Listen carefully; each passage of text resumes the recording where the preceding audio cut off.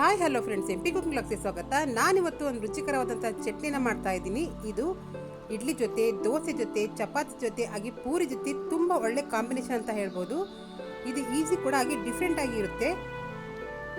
ಒಲೆ ಮೇಲೆ ಒಂದು ಪ್ಯಾನ್ ಇಟ್ಟಿದ್ದೀನಿ, ಅದಕ್ಕೆ ಕಡಲೆ ಬೀಜನ ಹಾಕೋತಾ ಇದ್ದೀನಿ. ಇದನ್ನು ಯಾವ ರೀತಿ ಫ್ರೈ ಮಾಡ್ಕೋಬೇಕಪ್ಪ ಅಂತ ಅಂದರೆ ಗೋಲ್ಡನ್ ಕಲರ್ ಬರಬೇಕು, ಹಾಗೆ ಸಿಪ್ಪೆನೂ ಕೂಡ ತೆಗೆಯೋಕೋಬೇಕು. ಆ ರೀತಿ ನಾವು ಫ್ರೈ ಮಾಡ್ಕೋಬೇಕು. ಇದನ್ನು ಒಂದು ಕಡೆ ಎತ್ತಿಡ್ಕೋತಾ ಇದ್ದೀನಿ.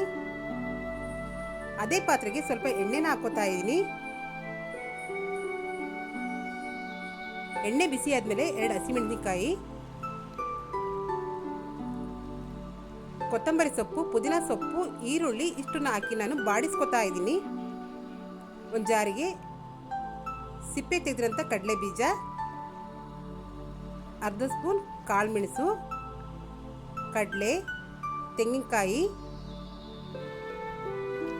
ಸ್ವಲ್ಪ ಹುಣಸೆಹಣ್ಣು, 1 ಇಂಚ್ ಶುಂಠಿ, ಬೆಳ್ಳುಳ್ಳಿ, ಹೀಗೆ ಹುರಿದಿರೋಂತಹ ಪದಾರ್ಥನೂ ಕೂಡ ಸೇರಿಸ್ಕೊತಾ ಇದ್ದೀನಿ. ಇದಕ್ಕೆ ರುಚಿಗೆ ತಕ್ಕಷ್ಟು ಉಪ್ಪನ್ನು ಕೂಡ ಸೇರಿಸ್ಕೊತಾ ಇದ್ದೀನಿ. ಈ ರೆಸಿಪಿನ ಒಂದ್ಸಲ ಮಾಡಿ ನೋಡಿ, ತುಂಬ ಚೆನ್ನಾಗಿರುತ್ತೆ. ಇದಕ್ಕೆ ರುಬ್ಬಕ್ಕೆ ಎಷ್ಟು ನೀರು ಬೇಕೋ ಅಷ್ಟನ್ನು ನಾನು ಸೇರಿಸ್ಕೊತಾ ಇದ್ದೀನಿ. ಇವಾಗ ಇದಕ್ಕೆ ಒಂದು ಒಗ್ಗರಣೆನ ರೆಡಿ ಮಾಡ್ಕೊತಾ ಇದ್ದೀನಿ.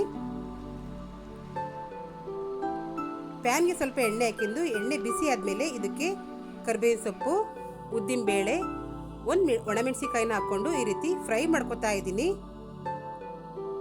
ಈ ರೀತಿ ನಾನು ಚಟ್ನಿನ ನುಣ್ಣು ರುಬ್ಕೊಂಡು ಬಂದಿದ್ದೀನಿ. ಇದನ್ನು ನಾನು ಇವಾಗ ಒಂದು ಪಾತ್ರೆಗೆ ಹಾಕೋತಾ ಇದ್ದೀನಿ.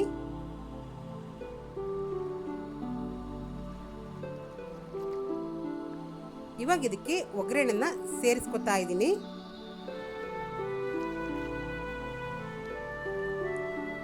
ಈ ರೀತಿ ಇದನ್ನ ಮಿಕ್ಸ್ ಮಾಡ್ಕೊತಾ ಇದ್ದೀನಿ. ಒಂದೇ ರೀತಿ ಚಟ್ನಿ ಮಾಡಿ ಬೇಜಾರಾಗಿದ್ರೆ ಈ ರೀತಿ ಒಂದ್ಸಲ ಟ್ರೈ ಮಾಡಿ ನೋಡಿ, ತುಂಬಾನೇ ಚೆನ್ನಾಗಿರುತ್ತೆ. ನಾನು ಇದನ್ನ ಇಡ್ಲಿ ಜೊತೆ ಸರ್ವ್ ಮಾಡ್ಕೊತಾ ಇದ್ದೀನಿ. ಇದು ದೋಸೆ ಜೊತೆ, ಚಪಾತಿ ಜೊತೆ, ಇಡ್ಲಿ ಜೊತೆ, ಪೂರಿ ಜೊತೆ ತುಂಬಾನೇ ಚೆನ್ನಾಗಿರುತ್ತೆ.